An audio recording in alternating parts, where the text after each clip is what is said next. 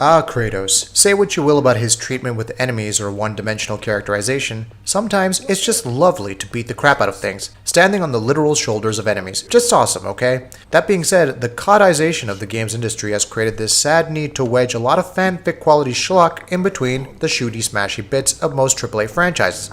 Sometimes it works, kind of, and sometimes it really doesn't. Regardless of that, for better or for worse, Santa Monica have decided to soft reboot the series on the PlayStation 4 with a much more contemplative and narrative-driven experience. You've got a son to take care of. Rather than speculating on said story, we thought you'd be more interested in a technical analysis of what Santa Monica have managed to accomplish with the series' first 8th gen foray. Parenting responsibility commitment issues aside, we have to say we're pretty impressed with what we're seeing here. Santa Monica has always been able to make underpowered hardware positively sing, ringing out the best visuals.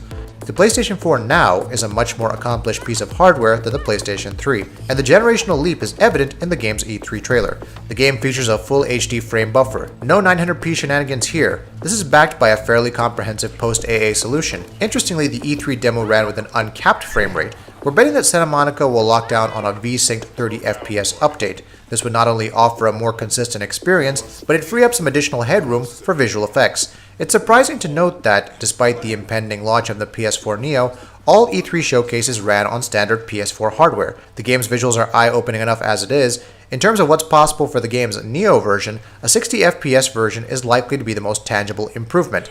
With its relatively linear environments, CPU bottlenecking isn't a likely issue here, and the Neo's beefed-up GPU can readily clear 60 FPS, making for a much more tangible, responsive experience. The biggest change to the core visual experience is more a consequence of design choice. Unlike in previous games, the reboot features a fully free third-person camera, making it a lot more convenient to gawk at the scenery. The reboot features a quality per object motion blur implementation as seen in Ascension. Observe the hand of Kratos' son as he plays with a wooden toy. Per object motion blur lends a sense of groundedness to the animation work. It certainly isn't cheap in terms of rendering time, and few multi-plats, with the notable exception of Dark Souls, utilize the effect last gen. Camera blur is also in place. Cinematic depth of field is present during the cutscene and the finisher sequence over here, but it is relatively subtle. As mentioned earlier, the game appears to make use of a very efficient post-process AA solution. Alpha textures show little aliasing, and together with the depth of field, grass in the background has a soft, clean look here.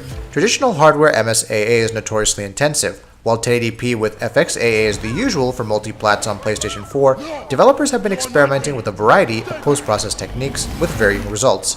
Doom's TSSAA, Temporal Super Sampling Anti-Aliasing, is one of the best post-process AA implementations till date, smoothing out geometry and transparencies as well as tackling temporal aliasing. The annoying shimmer when you move around in game, that is. It's possible that Santa Monica may have whipped up an efficient, bespoke anti-aliasing solution for this game, though. The series has always pushed massive polycounts on screen. In the third game, Kratos' highly detailed model was made up of over 20,000 polygons and featured 2048 by 2048 textures, capturing fine details like wrinkles and veins.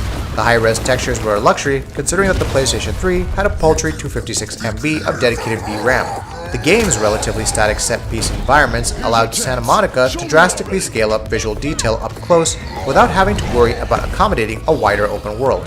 The reboot takes its obsession with fine detail to the next level. On PlayStation 4, plentiful VRAM allows Santa Monica to feature wonderfully crisp textures. Just have a look at the ground here. Texture detail is complemented by an increase in mesh quality across the board. Everything from Kratos' mesh to incidental assets like the wooden toys receives this high polygon treatment. It's much harder to render rounded and irregular shapes, but the monster close-up here again is wonderfully curved, organic, and gruesome.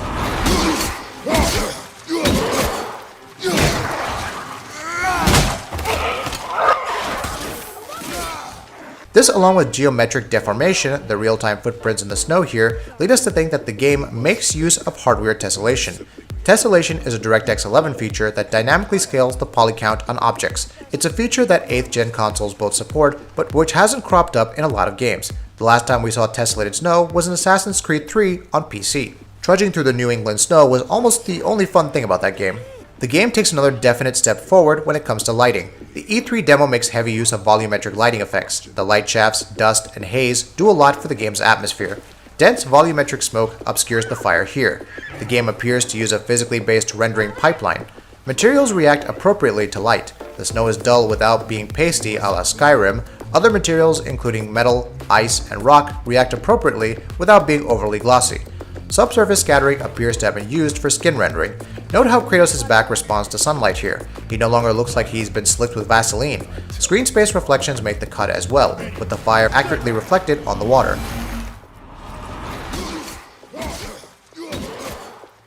As for the lighting model, the large number of dynamic light sources were made possible by a new deferred renderer. Light sources are now fully dynamic, and particle effects from dust to monster gibs are used liberally here. All in all, Santa Monica's left us very impressed with the game's E3 outing. A strong platform in the hands of a capable first or second party dev can work wonders. Just ask Naughty Dog. While we're not sure about the implications of the game's narrative, we're pretty happy with how it looks and performs on the PlayStation 4. With early code running so well, we wouldn't be surprised at all if the retail game wound up looking better. PS4 Neo is the elephant in the room here though. With games looking this pretty on the standard PlayStation 4, we wonder what direction first-party devs will take with the Neo. Do they just up the resolution and frame rate then call it a day? Or do they take the in-game visuals to the next level? We'll find out.